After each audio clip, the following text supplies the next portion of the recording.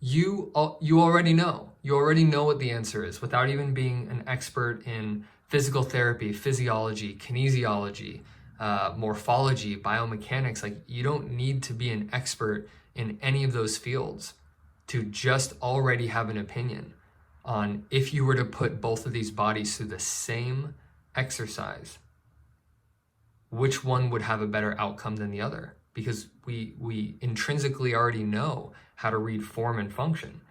Without being classically or traditionally trained in it, we know which body is going to be stronger and which one looks stronger, which one looks more capable and ready to handle stress. So if we break this down, first of all, the point of this video is to take a look at why standing posture is so important and what it actually suggests. It's not that there's a perfect way to stand, even though there's going to be a pretty big difference with how somebody's going to feel standing for hours in the photo on the right versus the left.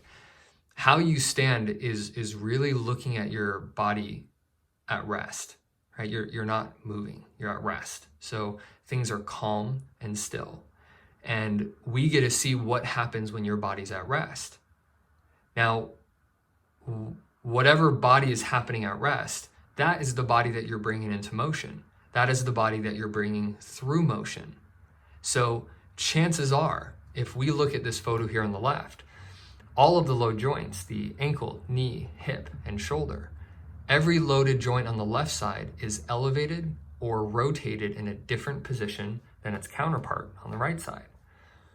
We can see the left shoulder is higher, right shoulder is lower. If we want to get granular with it, we're going to see that the left elbow is pointing back towards us and the right elbow is pointing off towards the side, indicating the right shoulder is kind of just held in this internally rotated, rested position. We're going to see the left pelvis elevate and the lumbar spine and the trunk shift over to the right. We can already see that by there's more space between the right arm and right pelvis, and there's less space with the left arm and left pelvis. So the upper body is leaning to the right and that left arm is touching that pelvis. We can see that the ankle, knee, and hip, their relationship is affected.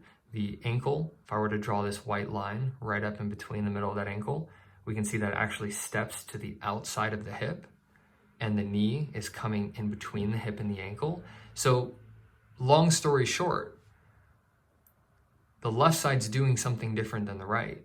And because it's doing something different than the right at rest, that's exactly what's going to happen through motion. So the question becomes, what is going to be the outcome? Is it the exercise that hurts, or is it the position that we enter the exercise that's giving us the pain and symptoms that we're experiencing? If we can naturally, in a relaxed way, work on the function of the ankles and the knees and the hips and the pelvis and shoulders, and we allow them to understand how to work together on the same plane of motion, right? They're level. Nothing's rotated or twisted or stepping out to the side.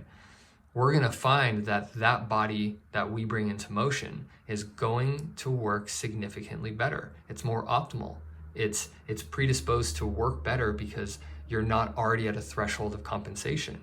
You're at a point of neutral and you possess a lot of different ranges you can move in, instead of the body over here on the left that's kind of at the threshold of hip movement. There aren't a lot of options without moving the spine around too. So I hope that helps. This is really cool stuff, and I hope all of you are starting to experience that.